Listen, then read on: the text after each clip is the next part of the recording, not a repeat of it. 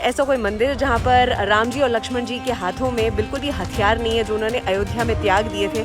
और सरयू नदी, जो विशाल सरयू नदी आपको नजर आ रही है, देखिए ये बहती ही चली है। ऐसा कहा जाता है कि पानी कहीं से भी आ रहा हो, उस पानी को अपने अंदर समा लेती है ये सरयू नदी। सरयू जी, सरयू मैया की जय हो अयोध्या। और आपको जो ये दर्शन करवा रही हूँ, ये बहुत ही दुर्लभ दर्शन है। अगर आप यहाँ पर नहीं आ पाए हैं, आपके घर में कितने भी बुजुर्ग लोग हैं, जो यंगस्टर्स हैं, उनको ये कहानी जो कि कही जाती है वो पता होना बहुत ही ज़रूरी है। मैं आपको बताना चाहूँगी कि यहाँ पर एक प्राचीन मंदिर है। आप इस तरफ चलेंगे तो आगे जाके एक प्राचीन मंदिर, जहाँ पर श्री राम के चरण और उनके भी चरण स्पर्श करके आप यहाँ पे आशीर्वाद लेकर जा सकते हैं। मैं आपको सरयू नदी की ओर ले जाती हूँ फिर एक बार, और आपको बताना चाहूँगी यहाँ की कहानी। ऐसा कहा जाता है कि अयोध्या जी में सारे लोग सम्मिलित थे उस समय पर। ऐसा कहा जाता है कि यमराज जी ये पधारे थे, उन्होंने गुरु वशिष्ठ का रूप धारण किया था, और उन्होंने ये भी कहा था कि हमारी जो बातें हैं, राम जी से कहा था कि हमारी जो बातें हैं वो तीसरा कोई ना सुनने पाए।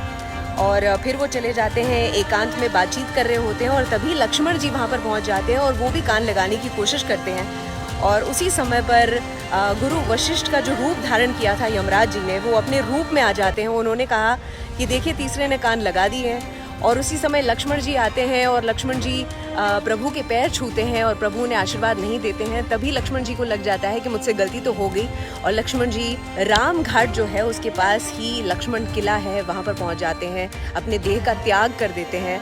और फिर जो विमान आता है उसी में ये कहा जाता है कि राम जी जो है अपने विष्णु अवतार में वो यहीं से गुप्त हुए थे, इसीलिए गुप्तार घाट कहा जाता है। सारे ही लोगों को तार के, उनके जीवन को तार कर फिर राम जी भी विष्णु अवतार में यहाँ से तन का त्याग कर देते हैं और इसीलिए गुप्त हो जाते हैं, इसीलिए उसे गुप्तार घाट कहा जाता है। देखिए किस प्रकार से सुंदर ये सरयू नदी के बारे में भी ये कहा जाता है कि सारी ही चीज़ों को अपने अंदर समा लेती है। सरयू जी को नमस्कार करें आप। और यहाँ पर अगर आप घूमने के लिए आए हैं, अगर कभी भी पधारें, तो देखिए इस हिसाब से ये बोट्स हैं जिसमें बोटिंग करने का भी अपना ही एक मज़ा है। और ज़रूर से आप ये राज मंदिर आ सकते हैं, राजमहल जिसे कहते हैं, और एक ऐसा मंदिर जहाँ पर राम जी और लक्ष्मण जी, इनके हाथों में आपको बिल्कुल भी शस्त्र नहीं दिखाई पड़ेंगे। पूरे ही अयोध्या जी में अगर देखें तो शाम के दर्शन कुछ अति भव्य होंगे। मैं आपको वो भी दिखाने की कोशिश करूँगी। मैं शाम को भी आने की कोशिश करूँगी जब इतनी सारी लाइट्स होंगी और पूरी अयोध्या नगरी जो है वो चकाचक बहुत ही रोशन और बहुत ही मन भावन लगती है।